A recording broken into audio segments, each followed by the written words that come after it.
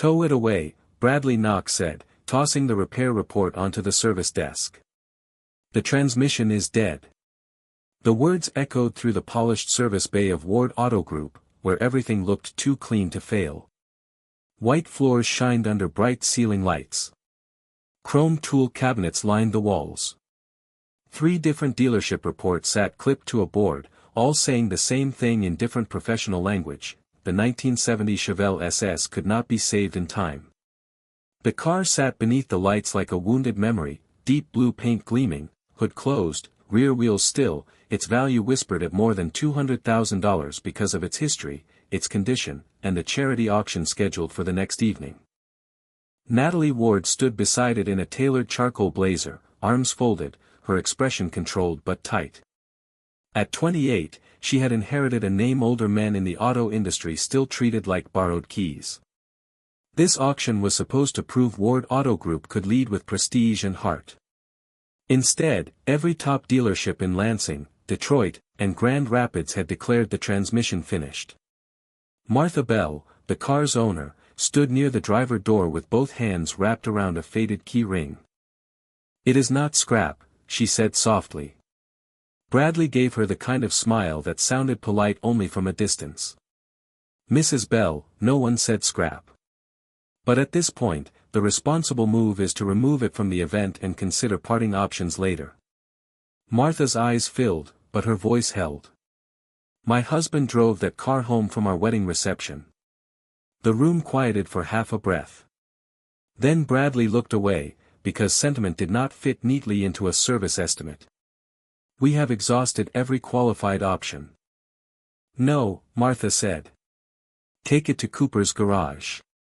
A young technician behind the counter laughed before he could stop himself. Another covered his mouth. Bradley stared at her as if she had suggested taking a museum piece to a lawn-mower shed. "Cooper's garage is a backroad shop outside Lansing." Natalie looked toward Martha. "You trust him?" "I trust honest hands." By sunset, the Chevelle rolled off a flatbed in front of a weathered metal building where the sign had faded, the concrete had cracked, and an old radio hummed country music through an open bay door. Ryan Cooper stepped out wiping his hands on a gray shop rag. He did not look like a miracle. Just a single dad in work boots, a faded flannel shirt, and a face shaped by long days. His 8-year-old daughter, Ellie, watched from behind the office window, a pencil tucked behind one ear and a drawing of an old muscle car in front of her. Bradley crossed his arms. Natalie stayed quiet. Martha held her breath. Ryan asked the driver to start the engine. The Chevelle rumbled for 5 seconds, then shuddered as it tried to settle. Ryan tilted his head, listening not to the noise, but to the silence between it.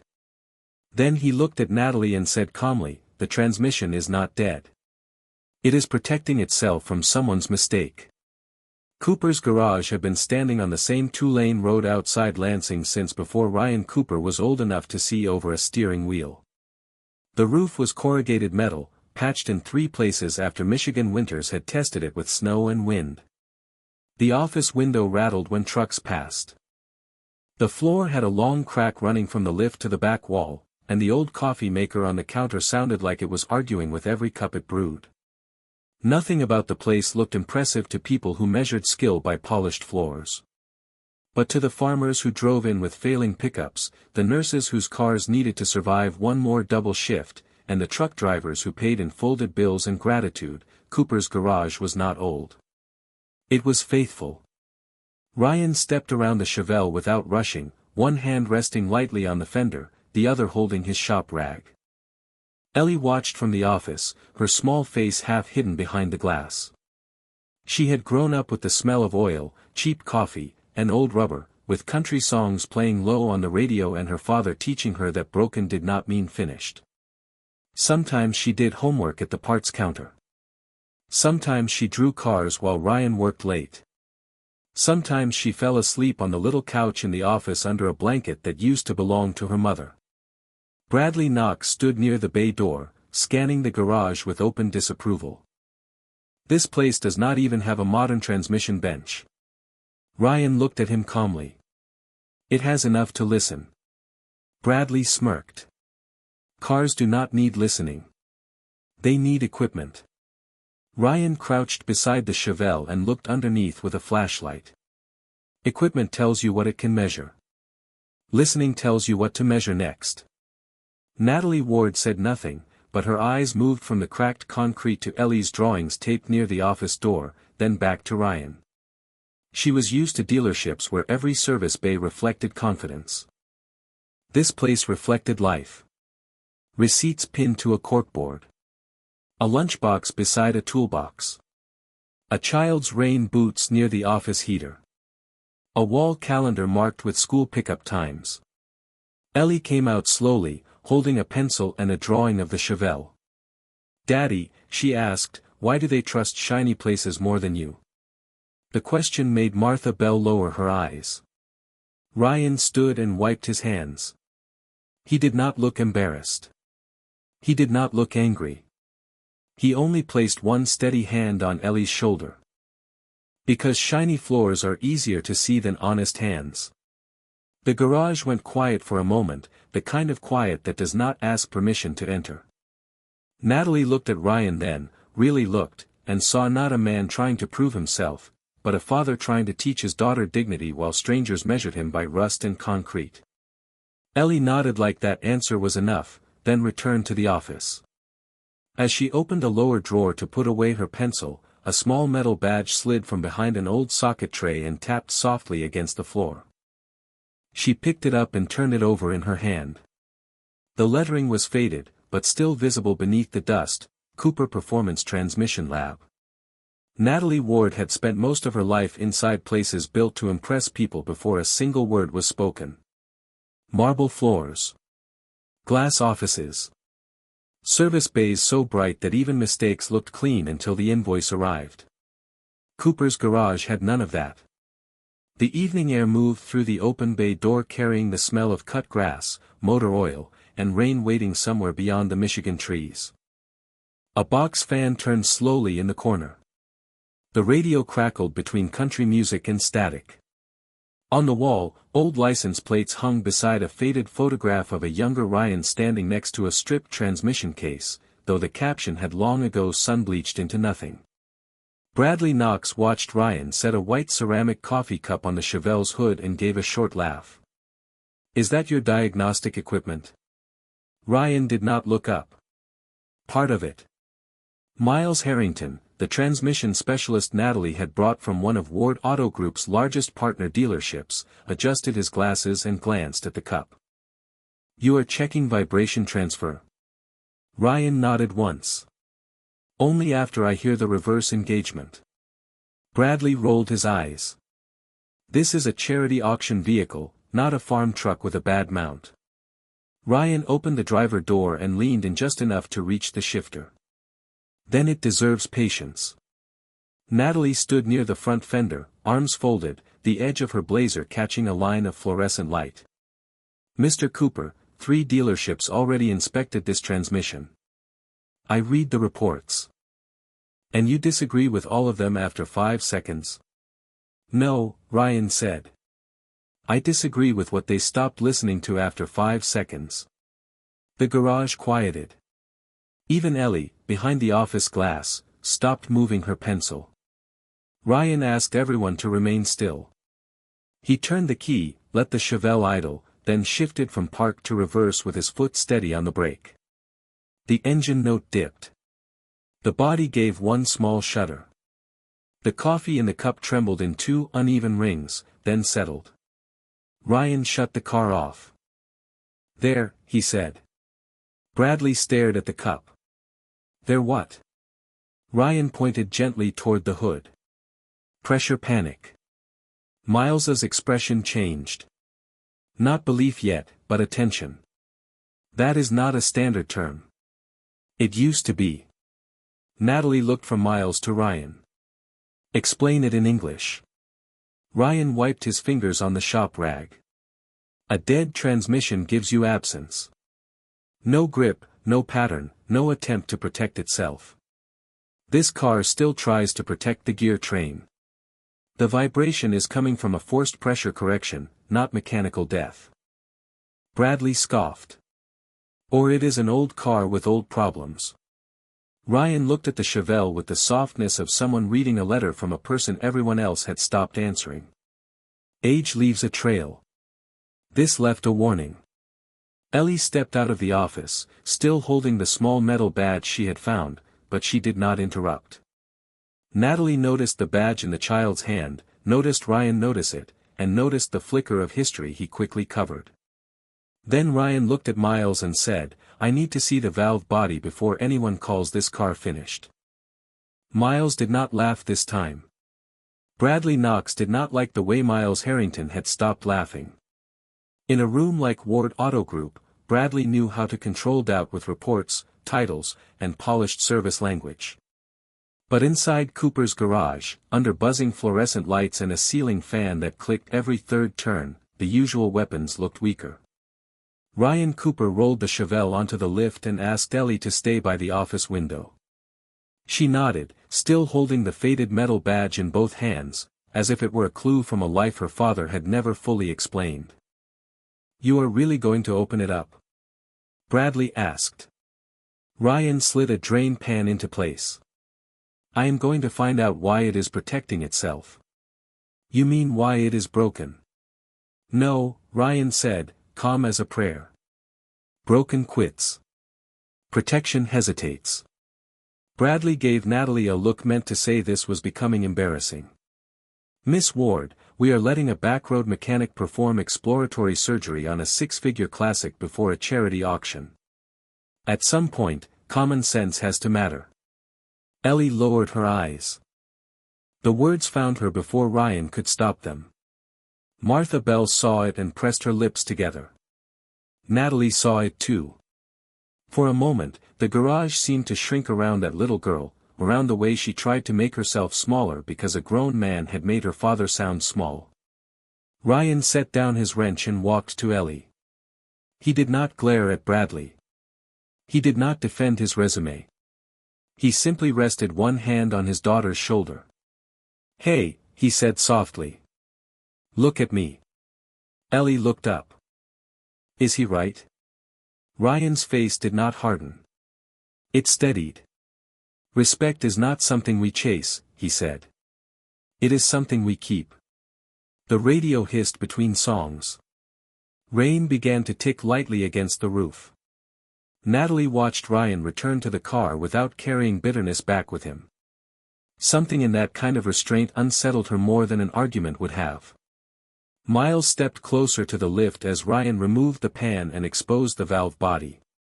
"Tell me what you heard," Miles said quietly. Bradley glanced at him. "Do not encourage this." Ryan pointed to the fluid pattern along the edge of the casing. "Delayed reverse engagement, but not full slip. The pump is building pressure. The valve body is reacting late because the cold line pressure memory is being corrupted." Miles froze. His hand stopped halfway to his chin. "Where did you learn that phrase?" Ryan kept working. "Old habit." Miles stared at him now, really stared, as if the cracked floor and faded flannel had peeled away for one impossible second. That terminology was used in a performance transmission training program years ago. Very few people ever taught it.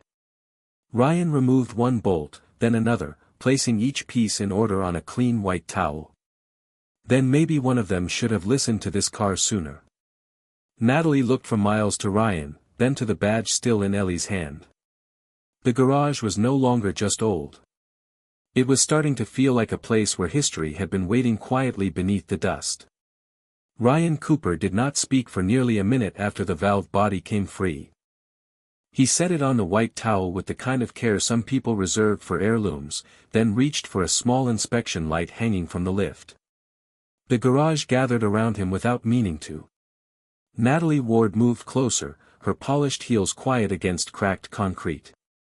Miles Harrington leaned in beside her, suddenly less like a hired expert and more like a student trying not to miss the lesson. Bradley Knox stayed near the bay door, arms folded tighter than before. Martha Bell stood beside the Chevelle with both hands clasped around the faded key ring, whispering nothing, hoping everything. Ryan pointed the inspection light into the housing. There, he said. Miles bent closer. Pressure sensor. Wrong generation. Bradley scoffed. A sensor is a sensor if the connector fits. Ryan looked up at him, not angry, only disappointed by the laziness of the sentence. No. A wedding ring fits on the wrong finger too. That does not make it a marriage. The word settled harder than he intended. Martha looked down at her key ring. Natalie noticed. Ryan noticed too, and his voice softened. This sensor sends a slightly different pressure range. The computer thinks the line pressure is unsafe, so it locks the shift to protect the gear train. That is why the transmission hesitates instead of failing. Miles exhaled slowly. That would explain the reverse shutter and the delayed correction. Ryan nodded. And a coffee cup. Ellie watched from the office doorway, still holding the faded badge, her eyes moving between her father and the adults who had stopped laughing. Ryan placed the wrong sensor on the towel, then set a clean original spec sensor beside it from an old parts drawer. See the collar height, he said. See the port depth. Close enough to fool someone in a hurry. Not close enough to fool the car. Natalie turned toward Bradley. Your dealership inspected this vehicle last. Bradley's face tightened. We inspected a failed transmission. We did not rebuild history. Ryan picked up the wrong sensor with gloved fingers and turned it under the light. A small service seal clung to the edge, partly darkened by fluid but still intact. Natalie leaned in. Miles saw it at the same time. Martha held her breath. Ryan set it down gently. Age leaves wear, he said. Heat leaves color. Bad miles leave scars. But this left fingerprints. Bradley stepped forward quickly. That could be from any shop in the chain. Ryan did not answer. He only rotated the sensor until the seal faced the light. The Ward Auto Group mark was visible beneath the oil. Natalie's expression changed, not with rage, but with the sharp silence of a woman realizing the truth had crossed her own floor before reaching this old garage. Miles straightened and looked at Bradley, then at Ryan. He is right, he said quietly. That part did not die in this car. Someone put the wrong one in it. For the first time since the Chevelle arrived, Bradley had nothing polished ready to say. Natalie Ward looked at the service seal on the wrong sensor as if it had quietly moved the ground beneath her. The Ward Auto Group mark was small, half darkened by transmission fluid, but it was clear enough to silence the garage. Bradley Knox reached for an explanation before anyone asked for one. Service seals transfer, he said. Parts move between shops. That proves nothing. Miles Harrington did not look at him. He was still staring at Ryan Cooper with a different kind of attention now, the kind a man gives when a forgotten name suddenly steps out of memory. Cold line pressure memory, Miles said softly. 5-second pressure listen. Reverse hesitation before full slip. Ryan began cleaning the valve body surface with a lint-free cloth. Old habits. No, Miles said. Old curriculum. Natalie turned toward him. What does that mean? Miles adjusted his glasses, but his voice had lost its dealership polish. Years ago, there was a performance transmission program used by shops all over Michigan. We learned to diagnose shift protection faults by sound, vibration, and pressure timing before touching the teardown bench. The method was rare because most technicians wanted scan data first. Bradley muttered, "This is not relevant." Miles ignored him. The program came from Cooper Performance Transmission Lab. Ellie stepped out from the office doorway holding the faded badge. Natalie looked at it, then at Ryan. The name Cooper seemed to settle over the old garage in a new way. You built that program? She asked. Ryan kept his eyes on the part in front of him. A long time ago. Why does Ward Auto Group use it without your name? The question landed harder than Natalie expected. Ryan paused, and the garage changed. The ticking rain on the metal roof grew softer. The radio hummed through static.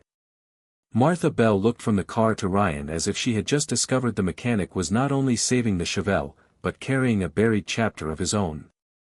Miles answered when Ryan did not. Because dealerships kept the training sheets after the lab closed. They copied the method, simplified it, and forgot the man. Ryan set the cloth down. I left before they forgot me. Ellie's fingers tightened around the badge. Natalie's voice softened without losing its edge. Why did you leave? Ryan looked toward the office, where a small blanket lay folded on the couch and school worksheets sat beside a parts catalog. My wife got sick. Then she was gone. Ellie was 5. Reputation did not know how to make breakfast, drive to school, or sit beside a little girl who kept asking when her mother was coming home. No one spoke. Not even Bradley. Ryan picked up the correct sensor. So I came back here. My father's garage was old, but it was paid for. It let me raise my daughter and serve people who could not afford polished floors. Natalie lowered her eyes. In her world, people disappeared from reports when they stopped being useful. Here was a man whose name had been used, erased, and still he had not let bitterness replace skill. She opened her tablet and searched Ward Auto Group's internal training library. A transmission diagnostic guide appeared, clean and corporate, stripped of personal history. The method was there. The source was not.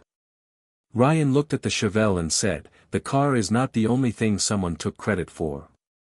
Bradley's face went pale enough for Natalie to notice. Bradley Knox understood the danger the moment Natalie Ward opened the internal training guide and saw Ryan Cooper's method without Ryan Cooper's name. A wrong sensor could be explained as inventory confusion. A dead transmission report could be blamed on old metal, tight deadlines, and cautious technicians.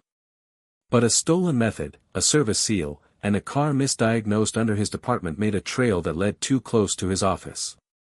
He stepped forward, smoothing his jacket like a man trying to iron wrinkles out of the truth. Miss Ward, I strongly recommend we stop this process now, he said. This shop has already contaminated the evidence. Ryan looked up from the valve body. The evidence was contaminated before it got here. Bradley pointed toward the wrong sensor on the towel. Or you swapped that part after the vehicle arrived. The garage went cold. Martha Bell pulled the key ring tighter into her palm. Miles Harrington slowly turned. Natalie's eyes sharpened.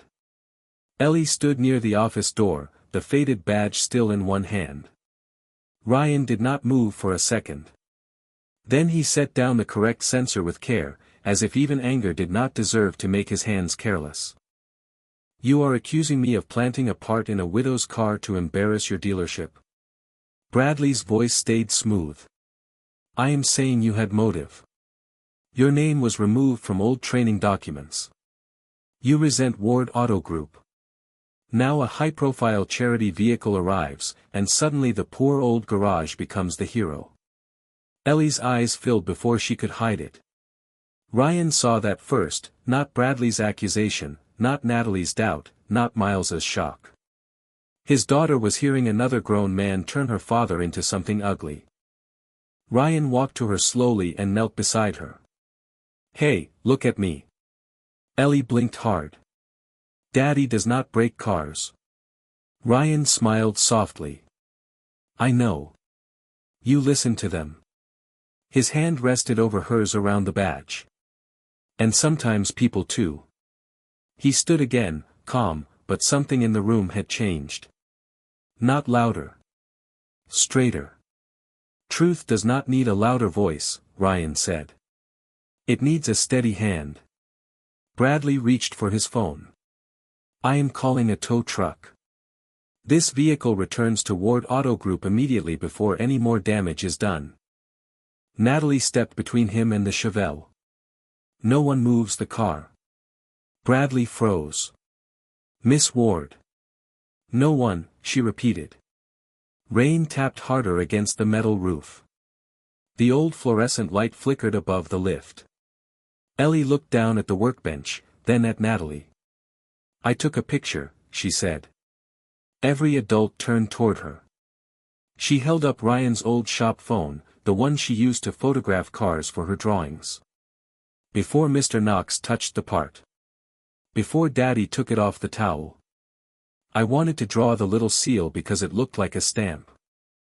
Bradley's face tightened. Natalie walked to Ellie and crouched slightly, keeping her voice gentle. "May I see it?" Ellie handed her the phone. The photo was simple, slightly crooked, but clear enough: the wrong sensor, the Ward Auto Group seal, the fluid stain, the valve body still open beside the Chevelle. Miles leaned over Natalie's shoulder and exhaled. Timestamped before his accusation. Bradley said nothing. Ryan looked at his daughter, then at the car, then at Natalie. In that old garage, under cheap lights and rain, a child's innocent picture had done what pride would not. It had kept the truth from being towed away. Natalie Ward held Ellie's photo in both hands, and for the first time since the Chevelle had arrived, no one in Cooper's garage was laughing. The image was slightly crooked, taken from the height of a child standing beside a workbench, but it showed everything that mattered: the wrong sensor, the Ward Auto Group seal, the fluid stain, and the valve body open beside the car before Bradley Knox ever tried to turn the truth into an accusation. Natalie looked at Miles Harrington. "Verify it." Miles checked the timestamp, then the serial number stamped along the sensor collar. He compared it with the service record Bradley had brought from Ward Auto Group. His face tightened. Same part family, wrong generation. Installed during the last inspection cycle. Bradley's voice came thin. "That does not prove who installed it." Ryan Cooper picked up the correct sensor and set it beside the old one. "No. But it proves the transmission was never dead." The words quieted the garage more than a shout could have. Natalie turned to Bradley. "You signed off on 3 reports saying it was beyond repair."